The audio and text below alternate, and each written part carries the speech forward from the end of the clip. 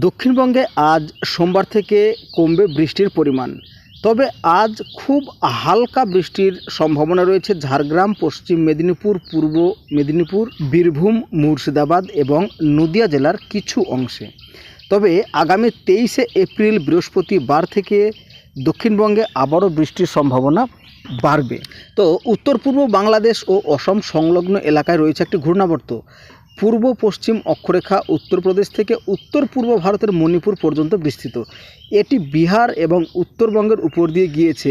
এই সিস্টেমের টানে প্রচুর জলীয় বাষ্প ঢুকছে আমাদের বাংলায়, তাই আর্দ্রতাজনিত অস্বস্তি বাড়ছে এই ঘূর্ণাবর্তের কারণে। তবে এই মুহূর্তে আরও একটি উল্লেখযোগ্য বিষয় হচ্ছে দক্ষিণবঙ্গের পশ্চিমের 5 জেলা ঝাড়গ্রাম, পশ্চিম মেদিনীপুর, পশ্চিম বর্ধমান, বাঁকুড়া, পুরুলিয়া, এই 5 জেলাতে কিন্তু তাপপ্রবাহের সম্ভাবনা জারি করেছে আলিপুর আবহাওয়া দপ্তর। তবে বাদবাকি দক্ষিণবঙ্গের সমস্ত জেলার তাপমাত্রায় বাড়বে মোটামুটি 36, 37, 38 এরকমই ঘরে। তবে যে জেলাগুলোতে তাপপ্রবাহের সতর্কতা করেছে সেই সব জেলাগুলোর তাপমাত্রা উঠে যেতে পারে প্রায় 42 ডিগ্রির ঘরে। তবে বৃষ্টিপাতের ক্ষেত্রে যেটা আমরা দেখতে পাচ্ছি, আগামী রবিবার পর্যন্ত দক্ষিণবঙ্গে বৃষ্টিপাতের কোনো রকম সম্ভাবনা নেই। শুধুমাত্র জলীয় বাষ্পের ফলে অস্থায়ী বজ্রগর্ভ মেঘ সঞ্চারের ফলে কিন্তু দক্ষিণবঙ্গে বিক্ষিপ্ত বৃষ্টি হতে পারে যে কোনো জায়গাতে।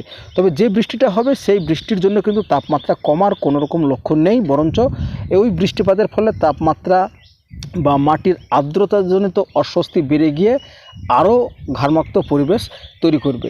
তো বৃষ্টিপাত রয়েছে বাংলাদেশের শুধুমাত্র মৌলভীবাজার, সিলেট এবং আমরা দেখতে পাচ্ছি পার্শ্ববর্তী দেশ শিলচর, এই জায়গাগুলোতে কিন্তু বৃষ্টিপাত রয়েছে, তবে বিক্ষিপ্তভাবে। তো বন্ধুরা, এই গেল আজকের সংক্ষিপ্ত আপডেট।